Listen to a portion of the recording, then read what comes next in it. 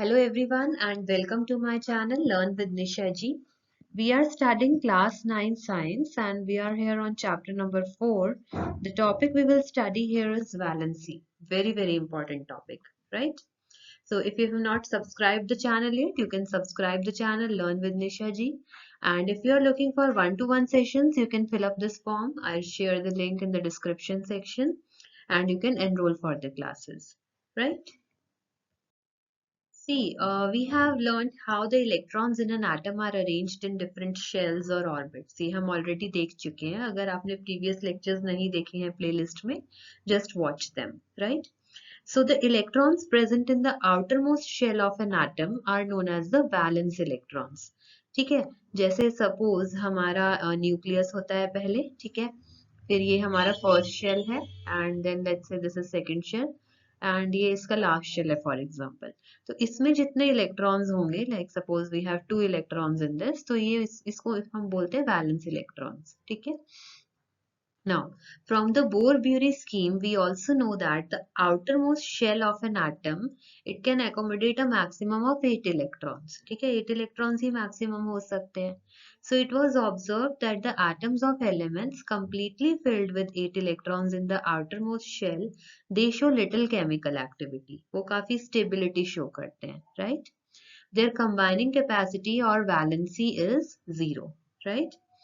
Of these inert elements, helium atom has 2 electrons in the outermost shell and all other elements have atoms with 8 electrons in the outermost shell. ठीक है, तो आपने देखा है first shell में 2 electrons होते हैं, तो वो फुल्ली फिल्ड होता है, और उसके अलावा जो हमारे जितने भी शेल्स होते हैं उसमें 8 इलेक्ट्रॉन्स हो तो वो उससे स्टेबिलिटी प्रोवाइड करते हैं एटम को, right? So the combining capacity of the atoms of elements, that is their tendency to react and form molecules with atoms of the same or different elements, was thus explained as an attempt to attain a fully filled outermost shell. तो purpose क्या होता है, अगर outermost shell fully filled होगा तो वो stable होगा, तो वो इसे attain करने की कोशिश करता है atom, right? An outermost shell which has 8 electrons was said to possess an octet. ये जो हमारी term है, it's really important, octet, right? Now, atoms would thus react so as to achieve an octet in the outermost shell, okay? तो ये कैसे achieve करता है atom? It can be done by sharing, gaining और losing electrons. या तो वो electrons को लूज करे, ठीक है, या वो इलेक्ट्रॉन्स को गेन करे जितने पेंडिंग है, या फिर शेयर करके कंप्लीट करे. तो ये 3 तरीके होते हैं, ठीक है. So number of electrons gained, lost or shared to make the octet of electrons in the outermost shell, it gives us the combining capacity of the element, ठीक है, जिसको हम वैलेंसी बोलते हैं, right? So hydrogen, lithium, sodium, इन atoms में 1 electron होता है outermost शेल में, ठीक है. तो ये कोशिश करते हैं कि दे लूज दिस 1 इलेक्ट्रॉन, तो उनकी जो वैलेंसी है वो 1 होती है, ओके. सिमिलरली मैग्नीशियम के आउटरमोस्ट शेल में 2 इलेक्ट्रॉन्स होते हैं, तो वो उन्हें लूज करने की कोशिश करता है, तो उसकी वैलेंसी 2 होती है. एल्यूमिनियम में आउटरमोस्ट शेल में 3 इलेक्ट्रॉन्स है, वो 3 इलेक्ट्रॉन्स लूज करता है, तो उसकी वैलेंसी 3 होती है, right? So this is the way we see the valency.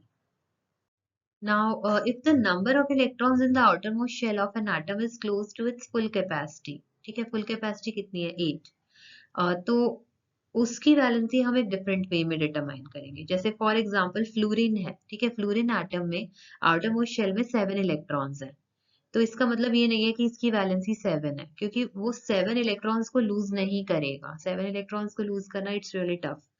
उसके लिए इजी क्या होगा, एक इलेक्ट्रॉन को गेन करना, तो 7 + 1 8 इलेक्ट्रॉन्स हो जाएंगे, वो भी ऑक्टेट कंप्लीट करेगा, ठीक है. So it is going to gain 1 electron, तो उसकी वैलेंसी कैसे निकलेगी? 8 - 7, that is 1, because it is going to gain 1 electron. So for fluorine valency is 1. Similarly for oxygen, oxygen के लिए भी हम similar way में valency calculate कर सकते हैं, right? Now, an atom of each element has a definite combining capacity called its valency. ठीक है, अभी हम valencies देखेंगे first 18 elements की, right?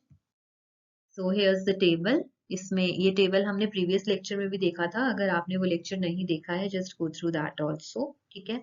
तो आप देख सकते हो हाइड्रोजन की वैलेंसी 1 आती है, हीलियम इसमें आउटर मोस्ट शेल में 2 हैं इलेक्ट्रॉन्स, और वो फर्स्ट शेल ही है तो वो ऑक्टेट कंप्लीट है, ओके, सो इट्स 0। सिमिलरली आप सभी एलिमेंट्स की वैलेंसीज देख सकते हो। After this, part 1 question was asked in the NCERT, like how will you find the valency of chlorine, sulfur, magnesium? ठीक है, तो पर्टिकुलरली हम ये केसेस डिस्कस कर लेते हैं, chlorine, okay, sulphur and magnesium, ठीक है। मैग्नीशियम में आप देखो इसकी जो इलेक्ट्रॉनिक कन्फिगरेशन है 282, तो आउटर मोस्ट शेल में कितने इलेक्ट्रॉन्स हैं 2, तो इसकी वैलेंसी हो गई 2, राइट। सल्फर की हमारी इलेक्ट्रॉनिक कन्फिगरेशन है 286, तो 6 इलेक्ट्रॉन्स लूज करना ज्यादा इजी होगा या 2 इलेक्ट्रॉन्स गेन करना, 2 इलेक्ट्रॉन्स गेन करना, राइट। तो इसकी जो हमारी वैलेंसी है वो 2 हो जाएगी, राइट। पर्पस ये है कि यहाँ पे 8 इलेक्ट्रॉन्स बने आउटर मोस्ट शेल के अंदर, right.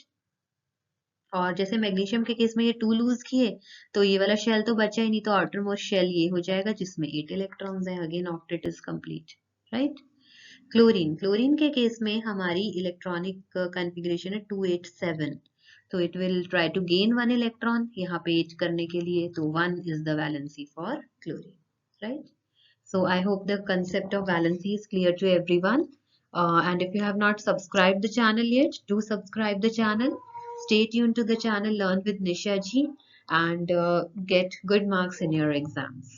Thanks for watching the video.